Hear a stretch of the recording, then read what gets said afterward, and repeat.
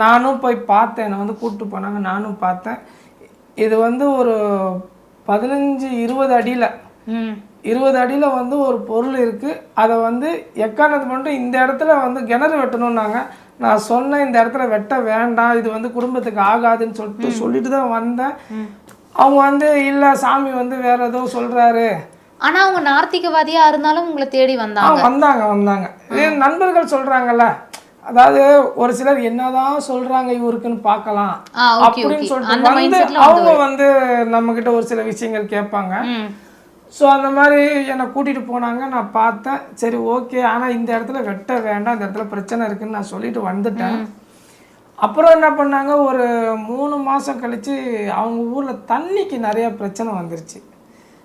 அப்போ என்ன பண்ணுறாங்க, கிணறு வெட்டுறதுக்கு அந்த இடத்த வந்து நான் எதை செய்ய வேணாம்னு சொன்னால் அதே இடத்துல சூஸ் பண்ணிட்டு ஸ்டார்ட் பண்ணிட்டாங்க, வேலையை ஸ்டார்ட் பண்ணிட்டாங்க. அதுக்கு முன்னாடி பார்த்திங்கன்னா இந்த தசராலாம் வந்துச்சுன்னா அவர் வந்து பயங்கர பிஸி. ஃபாரின்லாம் வந்து எக்ஸ்போர்ட் பண்ணக்கூடிய ஆள். அந்த காளி சிலையை செஞ்சு ஒரு நாள் கூட கும்பிட மாட்டாராம். அவருக்கு தேவை அது பொம்மை. இந்த பொம்மையை ரெடி பண்ணி இன்னொருத்தவங்களும் விற்கணும், அதுதான் அவரோட கான்செப்ட். ஸோ அந்த ஆனால் அவரோட ஒய்ஃப் வந்து பயங்கர சாமி பக்தி, தீவிர சாமி பக்தி. அவங்களுக்கு 2 பசங்க.